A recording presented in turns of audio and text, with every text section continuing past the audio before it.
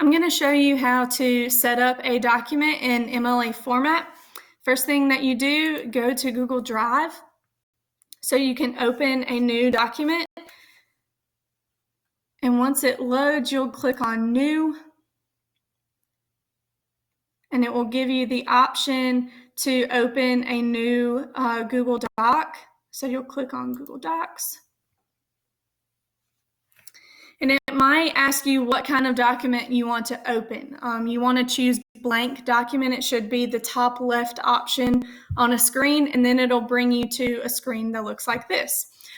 So the first thing that you always want to make sure that you do when you are setting up a document in MLA format is make sure that the font is correct. For MLA, we always use Times New Roman. So you'll go up to Font, click on it, click on Times New Roman.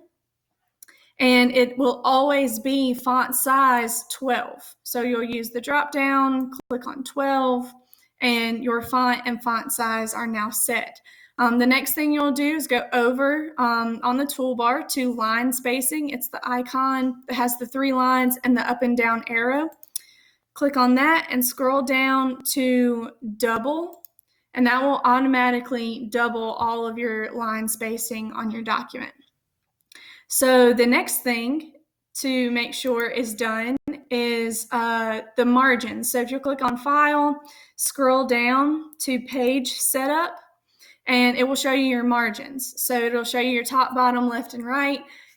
Each margin for MLA format should be 1 for 1-inch margins. It's normally set that way, but you will always want to make sure that that is correct. So then we click OK. The next part, go to Insert. We need our header.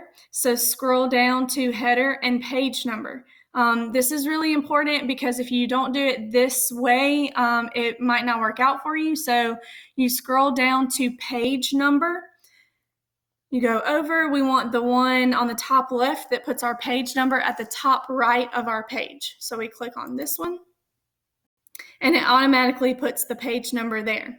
Go to the front, put your cursor on the front of that number 1, and you will type your last name. Okay, so then you type your last name and you put a space. Now this counts just the same as the regular or the other part of the document for font. So you need to do Times New Roman and font size 12. Okay, and then when you're done with that, you just click out of it, and it will set that for the rest of your paper. You never have to worry about page numbers or anything like that on your headers, because as you create new pages up under this document, it will automatically count your page numbers. So the way that you format a heading for MLA, so you will type your name. Okay, and then you'll hit Enter, and you see how it automatically does that double space there. You will put your teacher's last name and then hit Enter. You will put the class that you are in. So you are in ELA. You hit space and you tell me what block you have ELA. So if you are in second block, you'll put 2ND, hit Enter. And then the last thing on a heading is the date. You always want to put the due date for whatever it is that you're typing. But if you don't know what the due date is yet, you should always put a date of some kind there as a placeholder, so you'll know I need to go back and put the correct date in, for this project, before I turn it in. So I'm just going to put today's date on here as a placeholder. Okay, and then I hit Enter.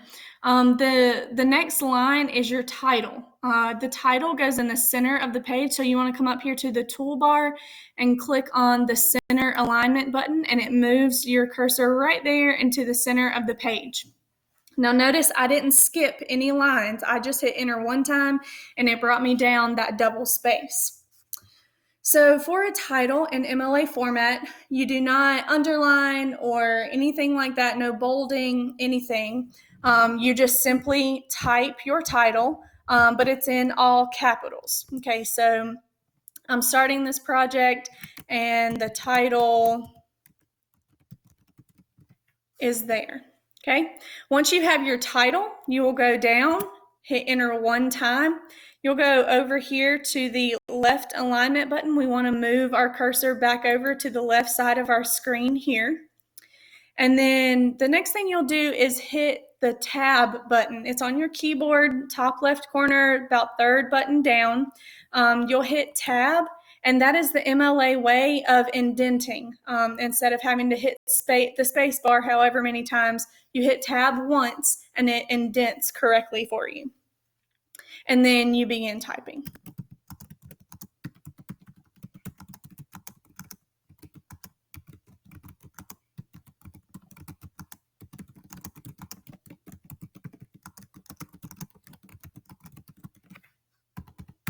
Okay, once you have typed your first paragraph, you will hit enter, and it will bring you to the next line, of course, without skipping any lines.